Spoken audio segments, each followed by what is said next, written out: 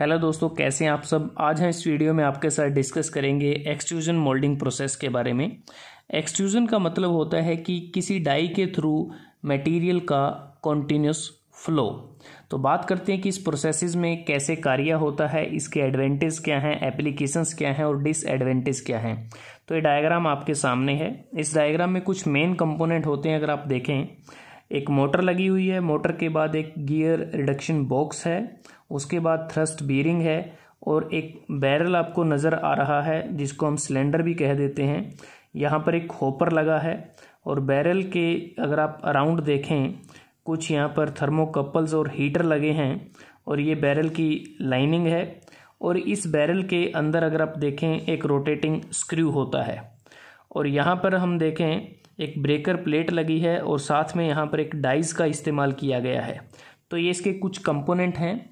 तो बात करते हैं कि एक्सट्रूजन मोल्डिंग प्रोसेस में किस प्रकार से कार्य होता है।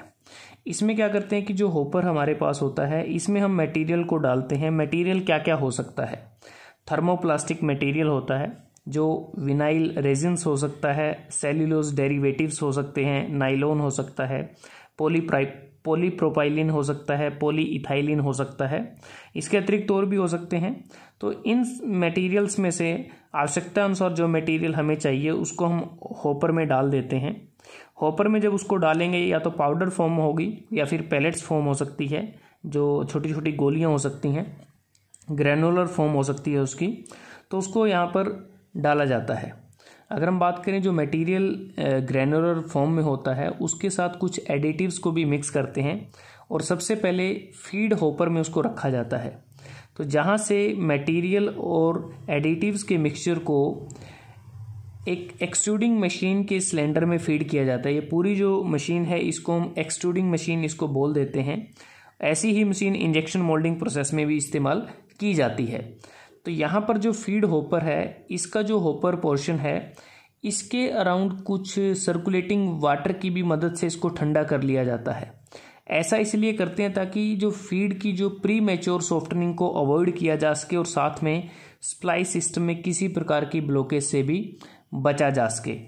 अगर हम बात करें, जब इसको हम डाल देते हैं तो जो मोटर की मदद, एक पावरफुल मोटर हमें चाहिए, तो उस मोटर की मदद से रोटेटिंग स्क्रू को रोटेट किया जाता है।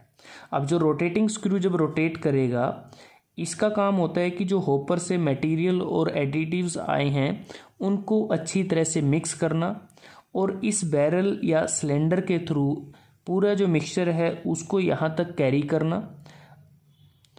और अब बात करते हैं कि जो हमने इस प्रोसेस को शुरू कर दिया है, तो इसमें क्या होगा कि जो सिलेंडर या बैरल है इसको हीट किया जाता है, इसको गर्म किया जाता है।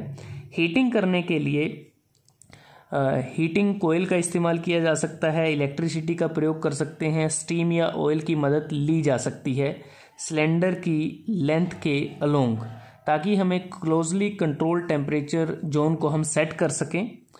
और इसके अतिरिक्त जब हम बात करें कि ये जो प्रोसेस होती है, जब स्क्रू रोटेट करता है, तो उस दौरान क्या होगा कि स्क्रू के रोटेटिंग मैकेनिकल एक्शन के कारण कुछ इंटरनल फ्रिक्शन और शियर स्ट्रेसेस जो सरफेस होता है बैरल का, उसके अलोंग वो भी कुछ जनरेट होती हैं, तो जिसके कारण हीट पैदा होती है। तो इसके बाद क्या होगा कि जो रोटेटिंग स्क्रू है इसकी मदद से मटेरियल हमारा आगे की तरफ जाएगा। और इस बैरल के 3 सेक्शन होते हैं। एक होता है फीड सेक्शन, मेल्ट सेक्शन और मेल्ट पंपिंग सेक्शन।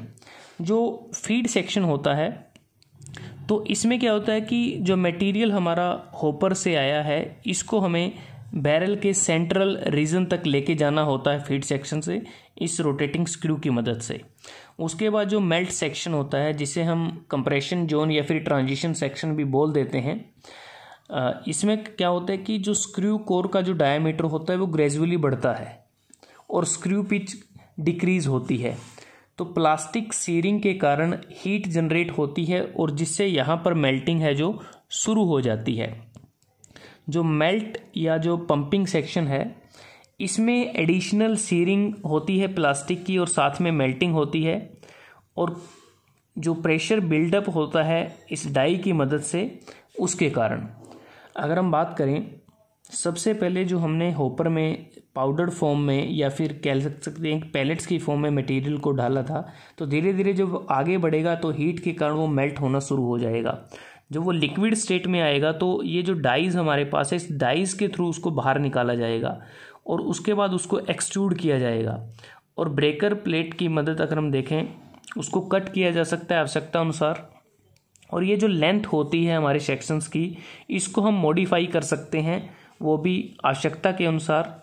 और वो डिपेंड करेगा कि इंडिविजुअल प्लास्टिक की कैरेक्टरिस्टिक्स क्या होती हैं, उस पर जो इंडिविजुअल सेक्शन है उसकी लेंथ डिपेंड करती है। अब जो एक्सट्रूड जो शेप है, जो शेप बाहर आएगी वो डिपेंड करेगी डाई की शेप के अनुसार। अगर डाई की शेप रोड की है तो बाहर रोड एक्सट्रूड होगा, ट्यूब की शेप है तो ट्यूब एक्सट्रूड होगी। तो डिपेंड करेगा जो डाई की शेप है उसी शेप का पार्ट आगे की तरफ एक्सट्रूड होगा। तो उसके बाद क्या होगा कि जो एक्सट्रूडेड पार्ट है उस पार्ट को कूल किया जाता है, उसको कूलिंग प्रोवाइड की जाती है, अलग अलग मीडियम के द्वारा कूलिंग की जाती है। जैसे कि जो एक्सट्रूड शेप आप इस डायग्राम में देखें, ये जो पार्ट आपको नज़र आया है ये एक्सट्रूडेड पार्ट होता है। तो इसकी कूलिंग करने के लिए अलग अलग तरीके अपनाए जा सकते हैं। सबसे पहले कि एयर के साथ एक्सपोज करके इसको रूम टेम्परेचर पर कूल किया जा सकता है। उसके बाद जो एक्सट्रूड शेप है इसको कंट्रोल टेम्परेचर पर लिक्विड बाथ के थ्रू पास करके कूल किया जा सकता है, या फिर कंप्रेस्ड एयर के जेट के माध्यम से भी इसको कूल किया जा सकता है। तो अगर आप देखें हम क्या क्या जो पर्टिकुलर जो शेप बना सकते हैं, ट्यूब बना सकते हैं, पाइप बना सकते हैं, सीट या फिल्म बना सकते हैं, अलग अलग स्ट्रक्चरल पार्ट भी इसमें बनाए जा सकते हैं। और इसमें एक बात का हमेशा ध्यान रखा जाए कि रैपिड कूलिंग इसमें कभी भी न की जाए एक्सट्रूड शेप के बाद, क्योंकि अगर रैपिड कूलिंग करेंगे तो जो फाइनल या फिनिश्ड प्रोडक्ट है उसमें इंटरनल स्ट्रेन क्रिएट हो जाती हैं। और इसके अतिरिक्त कुछ महत्वपूर्ण जानकारी जो हमें मालूम होनी चाहिए कि जो रॉ मटेरियल होता है जो हम हॉपर में डालते हैं उसका यूनिफॉर्म पार्टिकल साइज़ का वो होना चाहिए, साथ में उसका नियंत्रित मॉइस्चर कंटेंट होना चाहिए। अगर ऐसा होगा तभी हमें क्लोज डायमेंशनल टॉलरेंसेस को मेंटेन कर सकते हैं और final finished extruded product smooth surface finish के साथ हमें प्राप्त होगा।